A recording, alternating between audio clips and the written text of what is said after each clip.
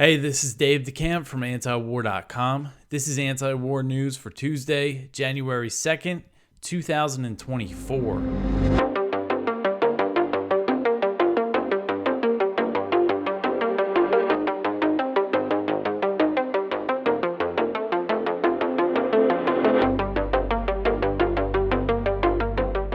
All right, so Happy New Year again to everybody. I appreciate all the New Year's wishes that I got.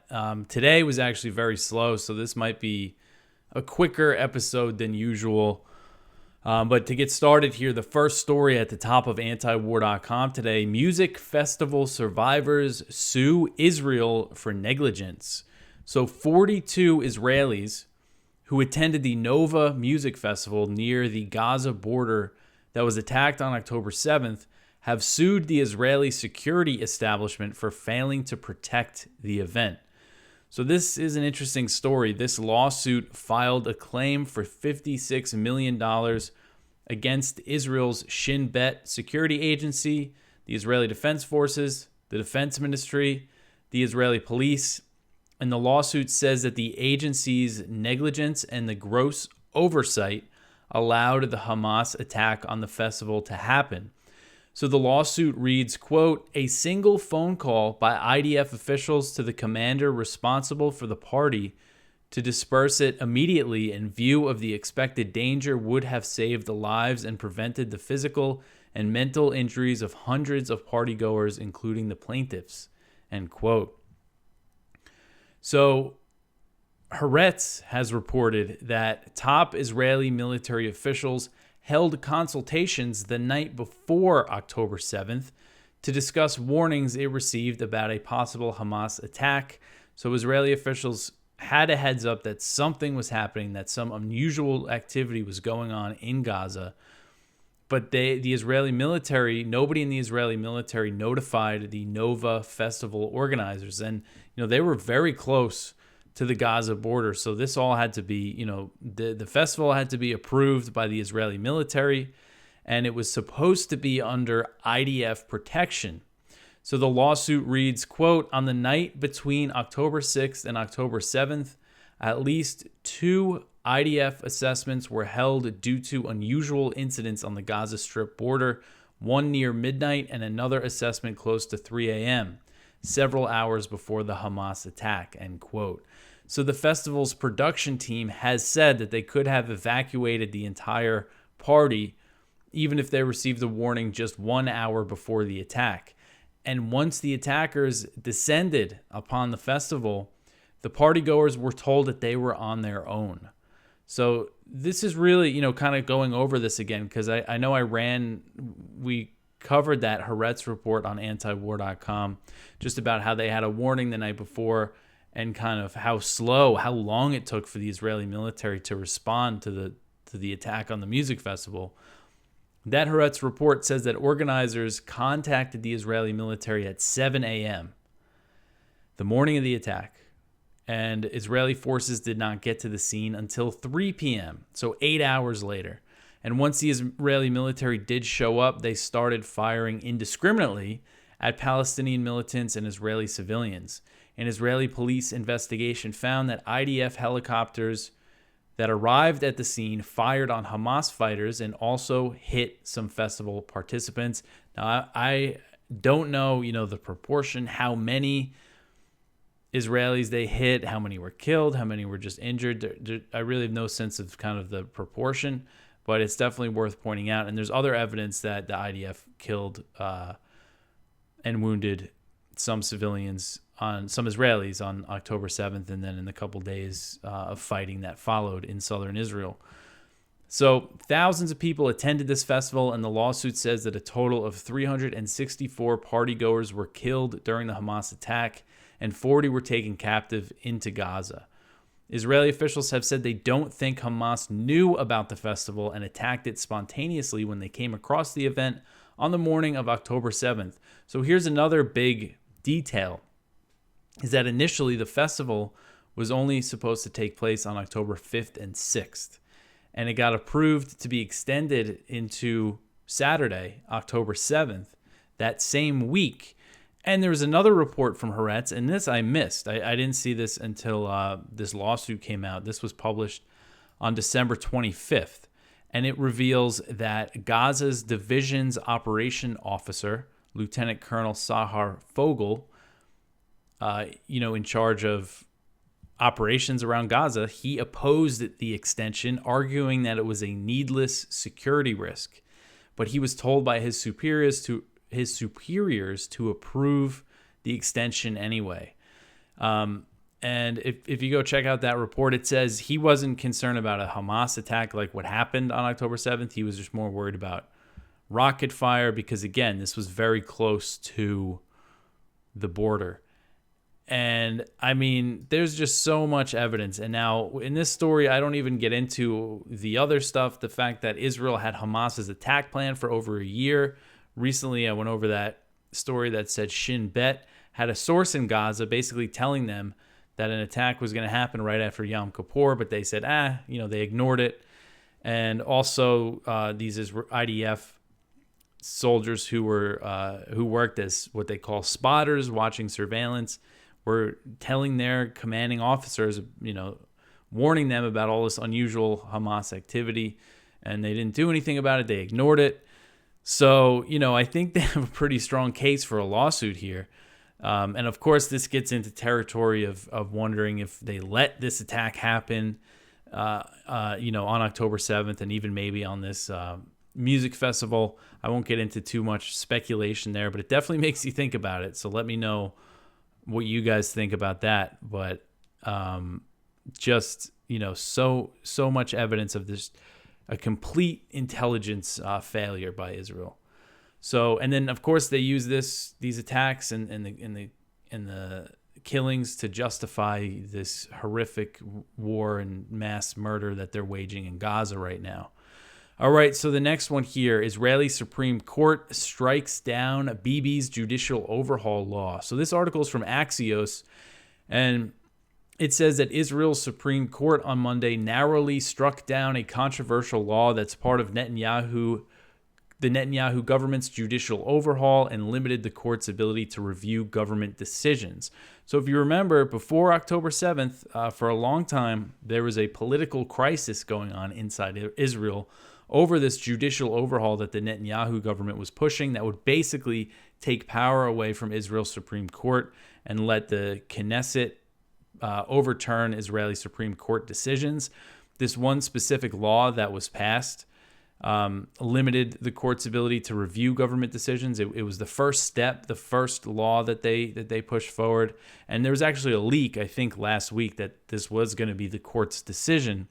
So now the question is, and this Axios report kind of goes through some potential scenarios. The question is, how is Netanyahu's government going to react? They put out a statement saying that they were not happy with the decision.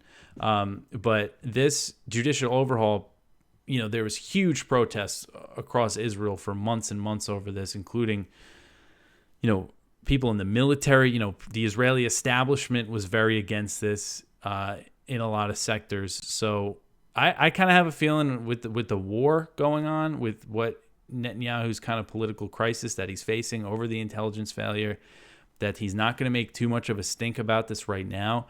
But one thing that one possibility that could happen is that you have the Israeli War Cabinet, which is separate from the regular government cabinet, and Benny Gantz is in there, and he's considered more moderate, even though, he's really not.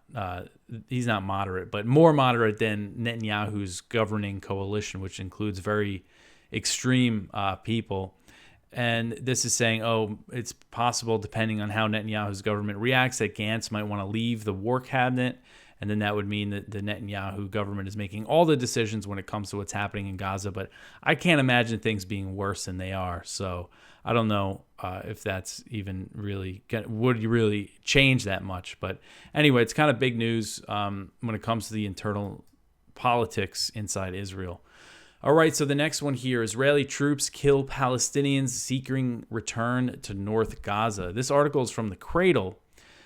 The Israeli army killed 10 Gazans who insisted on returning from the south to the north of the Gaza Strip, contrary to the army's instructions, And this is based on something reported by Israeli journalist Avishai Grinzeg of the Khan public broadcaster. I probably butchered his name, but he wrote on X that, quote, anyone who crossed a certain line, the soldiers shot to kill. After 10 bodies, the Gazans understood the hint and retraced their steps, end quote. In November, Palestinians who had fled south to escape the fighting in northern Gaza used the 4-day truce to try to return to their homes, but were similarly shot by Israeli forces as they attempted the trip. Israel had warned people that they will not be allowed to return to the north of the war-torn enclave. So it sounds like more were trying to return, and according to this Israeli journalist, they were getting shot by the IDF.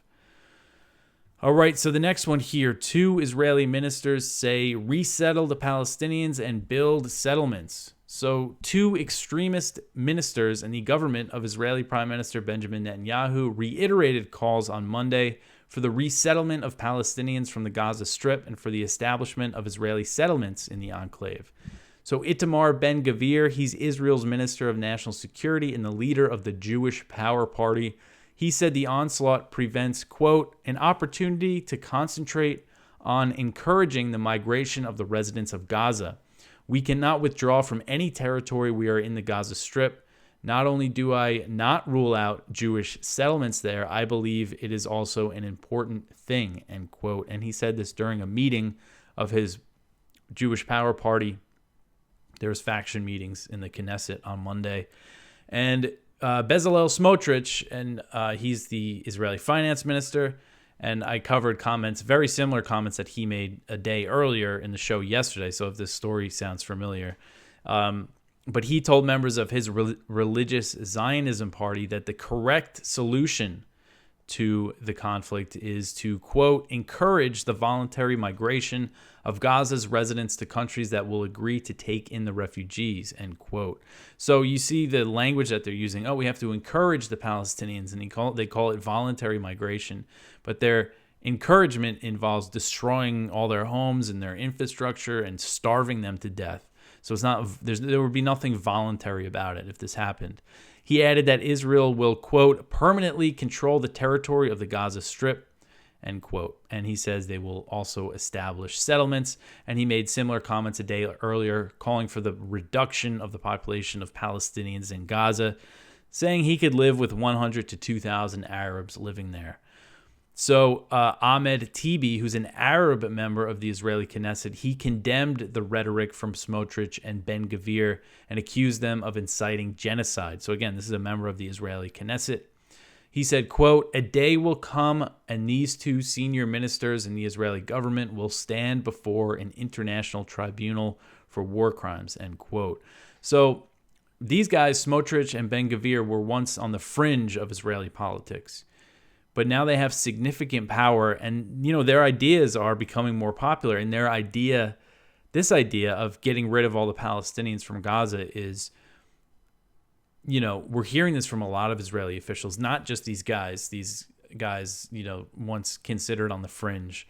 Many Israeli officials and Knesset members, including members of Netanyahu's Likud party and the centrist Yesh Atid party, which is the main opposition party, that's Yair Lapid's party, the previous Israeli prime minister, they've all called for other countries to take in Palestinian refugees. There was that op-ed in the Wall Street Journal saying that the West should take them in, and that was written by a Likud member and a Yesh Atid member. So you see, this is across the political spectrum, except for, the small minority of Arab politicians like Ahmed Tibi.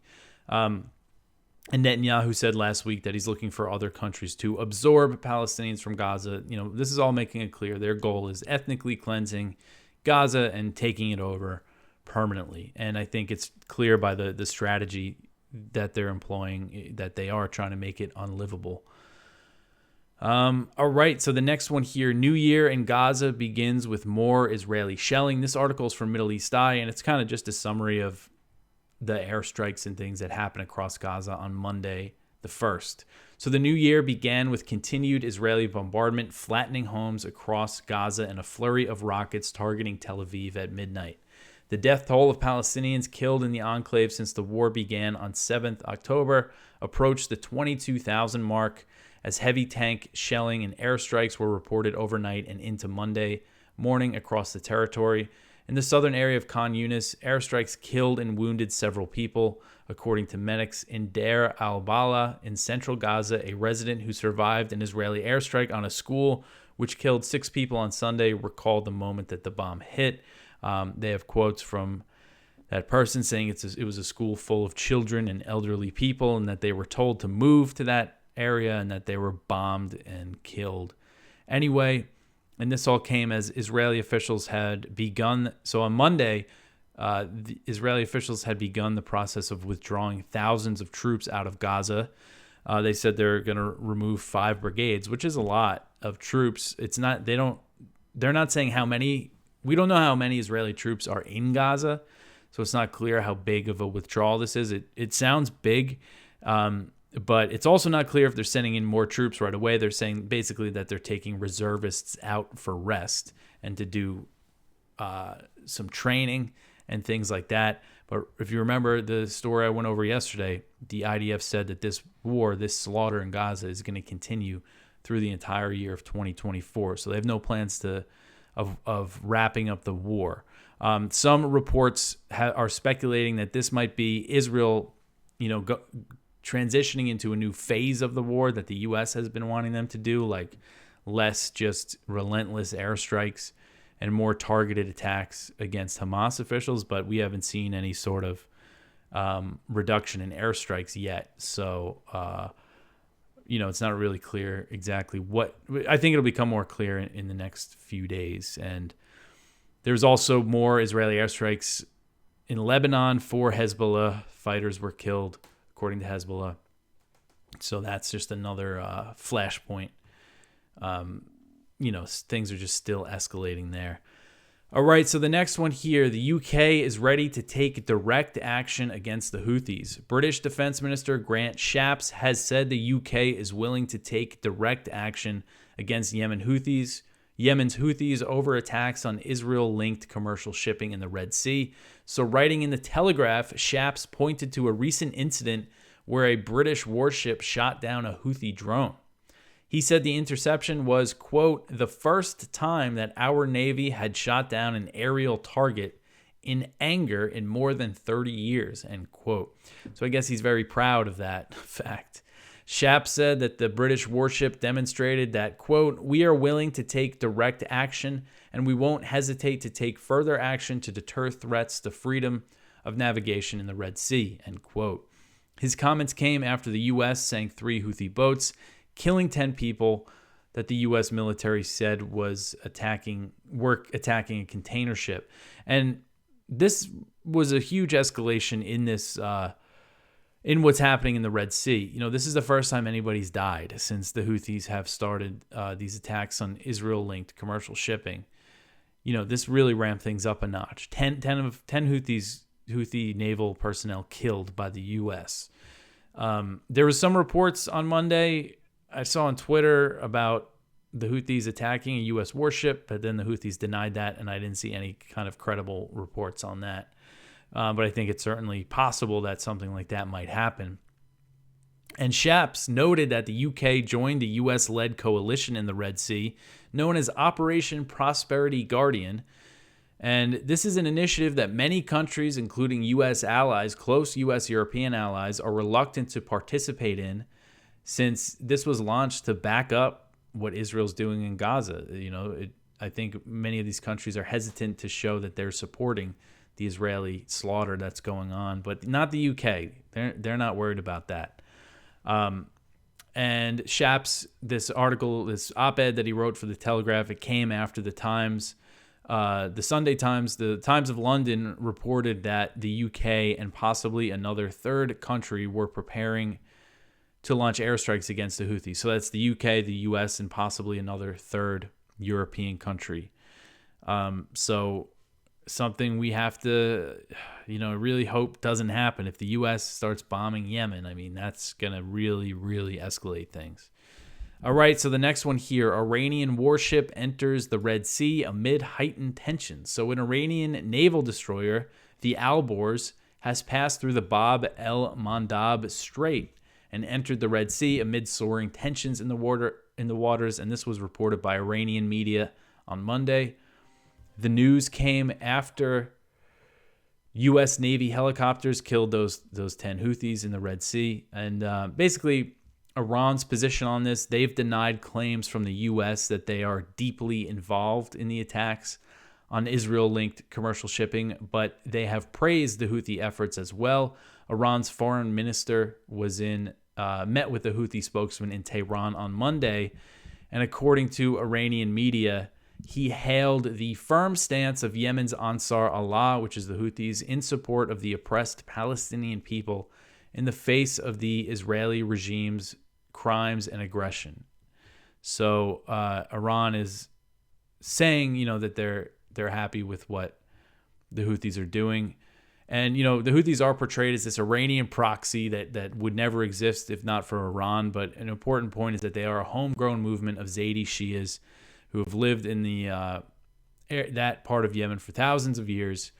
And they, are known to act independently. They've been fighting a war against the U.S.-backed Saudi coalition since 2015, and they've become a pretty formidable fighting force. All right, so the last one here, Putin vows to ramp up strikes on Ukraine. So Russian President Vladimir Putin vowed on Monday to ramp up attacks on Ukraine in response to the Ukrainian strike on Russia's Belgorod Oblast. Putin said during a New Year's Day visit to a military hospital, quote, "They want to intimidate us and create uncertainty within our country. We will intensify strikes. Not a single crime against our civilian population will go unpunished," end quote. So Ukraine targeted Belgorod in a missile attack on Saturday, and this was the most significant Ukrainian attack on Russian territory of the war, really the biggest one. And it came a day after Russia launched a big missile and drone barrage across Ukraine that was said to be Russia's largest missile salvo of the war as well. So the governor of Russia's Belgorod Oblast said Monday that the death toll in the Ukrainian attack had risen to 25 civilians. Putin insisted that Russia's strikes in retaliation will only be aimed at military facilities, although Ukrainian officials said that 31 civilians were killed in the Friday Russian missile barrage. Putin said, quote, "Of course we can hit public squares in Kiev and in any other Ukrainian city. I understand I'm boiling with rage, but do we need to hit civilians? No, we are hitting military targets, and that's what we will keep doing," end quote.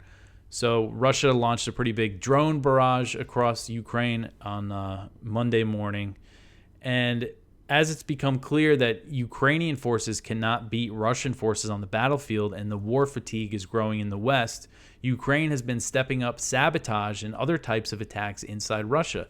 So when it comes to us in the U.S. and in the West, our concern is that these Ukrainian attacks inside Russia that Russia views as only being possible thanks to NATO support could really risk provoking a direct war between Russia and NATO. Russia said that the Ukrainian missile strike launched in Belgorod was launched with a Czech-made rocket launcher and that they fired cluster bombs, so using NATO weapons to do that. And also when it comes to the sabotage attacks, we know that the CIA helped build up Ukrainian intelligence services since 2014, including funding them to the tune of tens of millions of dollars. There was a big report in the Washington Post about this recently that did not get much attention. So this is all being enabled by the U.S. and its allies, what Ukraine can do inside Russia.